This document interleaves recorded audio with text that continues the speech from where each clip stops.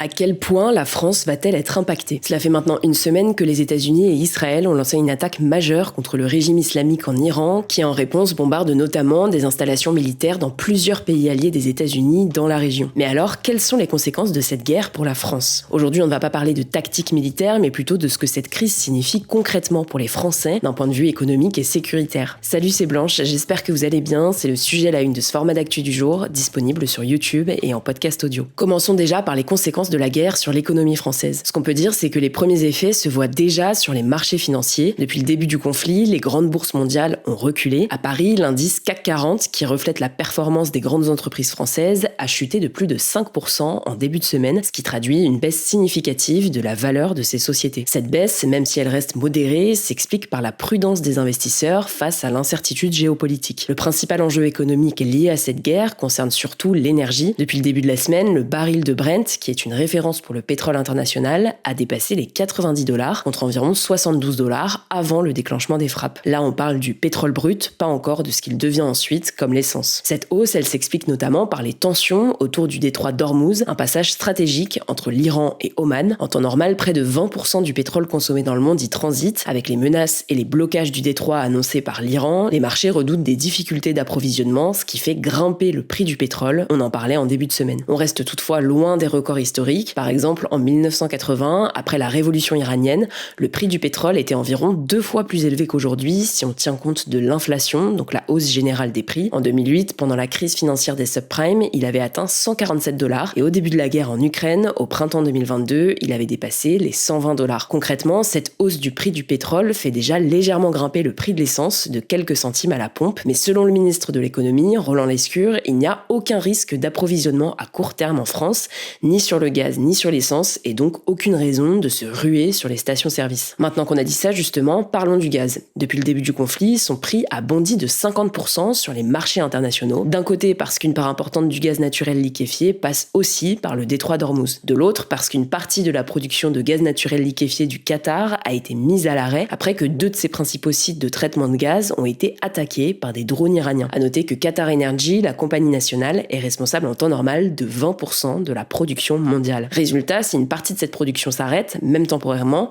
l'offre mondiale diminue et les prix montent mécaniquement. Maintenant, pour nuancer tout ça, le gouverneur de la Banque de France rappelle que la situation actuelle pourrait être temporaire et que 2026 n'est pas 2022, en référence au choc énergétique provoqué par la guerre en Ukraine. À l'époque, l'Europe était beaucoup plus dépendante du gaz russe, ce qui avait fait flamber les prix, mais depuis, la France a diversifié ses fournisseurs et constitué davantage de stocks, ce qui la rend mieux préparée et limite le risque pour la stabilité financière. Au-delà de l'énergie, le fret maritime est aussi perturbé. Avec la fermeture du détroit d'Ormuz, certains trajets sont allongés, ce qui peut avoir des répercussions sur les prix, comme l'explique le directeur général de la marque de mobilier Fermob à France Info. Les produits dérivés du pétrole, comme le plastique, mais aussi les engrais, ainsi que certains produits alimentaires comme les pâtes et le riz, pourraient aussi voir leur prix augmenter dans les semaines à venir. Ce vendredi, sur France Inter, le président du syndicat agricole FNSEA du Loir-et-Cher a d'ailleurs expliqué avoir de grandes craintes parce qu'on va exploser nos coûts de production. En résumé, sur l'économie, si le conflit reste court, l'impact sur la croissance et les prix sera limité, mais s'il dure, il pourra peser sur le pouvoir d'achat, l'inflation et la compétitivité des entreprises, même si la France est mieux préparée qu'en 2022. Maintenant qu'on a dit ça, cette guerre peut-elle avoir des conséquences sur notre sécurité en France? Emmanuel Macron l'a encore rappelé ce jeudi sur Instagram, la France ne fait pas la guerre au Moyen-Orient. En tout cas, les autorités françaises appellent à une vigilance renforcée face à un risque terroriste. Mardi dernier, lors d'une allocution télévisée, le président a annoncé avoir demandé au gouvernement de renforcer le dispositif militaire Sentinelle, avec davantage de soldats déployés dans les lieux publics comme les gares, les aéroports ou les sites touristiques. La surveillance a aussi été renforcée autour des lieux et des personnes concernées comme les plus exposées. Parmi les cibles potentiellement visées, les représentations diplomatiques américaines ou israéliennes, les synagogues et plus largement les lieux fréquentés par la communauté juive française, mais aussi les opposants iraniens présents en France qui peuvent être directement visés par le régime d'Iran. Pour le contexte, dans les années 80, la France avait été frappée par une série d'attentats liés à l'Iran. Depuis, la menace terroriste en France a surtout été associée au djihadisme, mais les spécialistes rappellent que l'Iran dispose toujours de capacités d'action à l'étranger. Elles peuvent aussi prendre plusieurs formes. D'abord, des opérations menées directement par des agents iraniens. En 2018, par exemple, un attentat à la bombe contre un rassemblement d'opposants au régime iranien près de Paris, à Villepinte, avait été déjoué par les services européens. Mais l'Iran peut aussi passer par des intermédiaires, des proxys.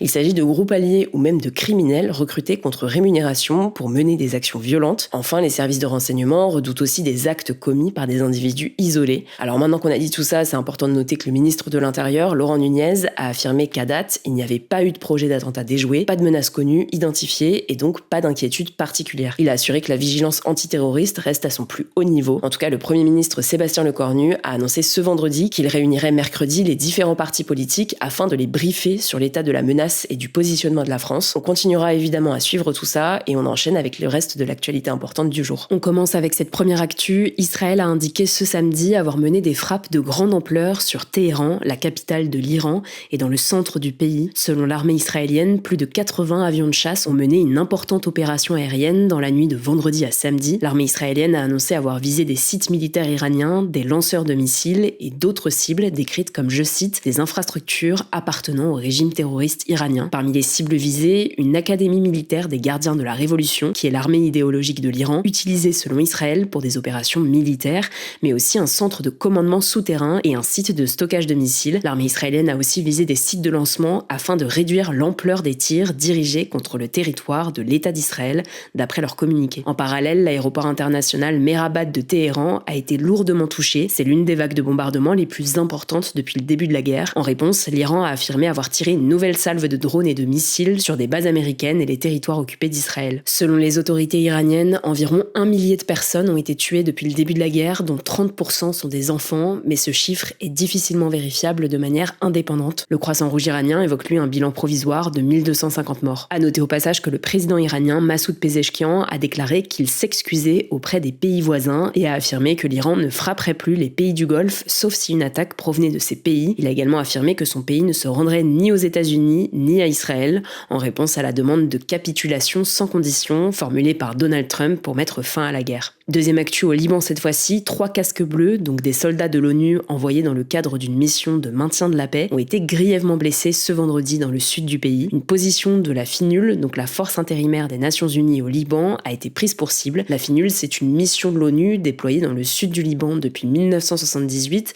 pour aider à maintenir la paix entre Israël et le Liban. L'attaque a eu lieu alors qu'Israël et le Hezbollah, un groupe islamiste libanais, échangeaient des tirs. 2 attaques de missiles successives ont touché le quartier général du bataillon ghanéen de la FINUL, selon l'armée ghanéenne. Les casques bleus restent en effet des soldats envoyés par leur pays, ici le Ghana, un pays d'Afrique de l'Ouest, même s'ils sont déployés dans une mission de l'ONU. D'après l'organisation, 2 soldats sont grièvement blessés et un autre a été traumatisé. Ils ont été pris en charge en attendant leur évacuation vers un hôpital de l'ONU et se trouvent dans un état stable. Pour le moment, l'origine de cette attaque n'est pas connue, mais l'organisation onusienne a annoncé l'ouverture d'une enquête précisant qu'il est inacceptable que des soldats de la paix accomplissant des tâches mandatées par le Conseil de sécurité de l'ONU soient pris pour cible. Le président libanais, Joseph Aoun, a de son côté accusé Israël d'avoir mené une attaque directe contre la FINUL. Emmanuel Macron a lui dénoncé une attaque inacceptable. Et pour finir, le Ghana a annoncé saisir l'ONU, dénonçant une grave violation du droit international équivalent à un crime de guerre. Selon les autorités libanaises, les frappes israéliennes ont fait près de 300 morts au Liban depuis que le pays a été entraîné lundi dans la guerre au Moyen-Orient. Troisième actu, le rappeur marseillais Naps, condamné le 17 février dernier pour viol à 7 ans de prison, a été remis en liberté ce vendredi. Nabil Boukobza, de son vrai nom, a été condamné pour avoir violé une femme de 24 ans pendant qu'elle dormait dans une chambre d'hôtel parisienne dans la nuit du 1er octobre 2021. L'artiste a toujours nié les faits, affirmant qu'il s'agissait d'une relation consentie. Le rappeur avait comparu libre sous contrôle judiciaire devant la cour criminelle de Paris et le 19 février, il a donc été condamné à de la prison. Il était depuis en détention à la prison de Fresnes, mais il a finalement été remis en liberté sous contrôle judiciaire en attendant son procès en appel. En gros, il est libre, mais il doit respecter certaines obligations, comme ne pas quitter le territoire et pointer régulièrement au commissariat. Pour ses avocats, cette remise en liberté apparaît logique dès lors que l'artiste a interjeté appel de la décision rendue par la cour criminelle. Il rappelle aussi qu'à ce stade de la procédure, Naps demeure présumé innocent et reste déterminé à démontrer toute son innocence. Et on termine avec cette actu culturelle. On connaît la chanson qui représentera la France lors de la 70e édition du concours de l'Eurovision. C'est France Télévisions qui l'a annoncé ce vendredi. Il s'agit du titre Regarde, interprété par Monroe, une jeune chanteuse lyrique franco-américaine de 17 ans. La chanson a été composée par le duo de violonistes Violin Phonics ainsi que par Fred Savio et Freddie March. C'est un mélange de pop et de chant lyrique. Monroe s'est fait connaître en remportant en janvier 2025 la 11e saison de l'émission Prodige,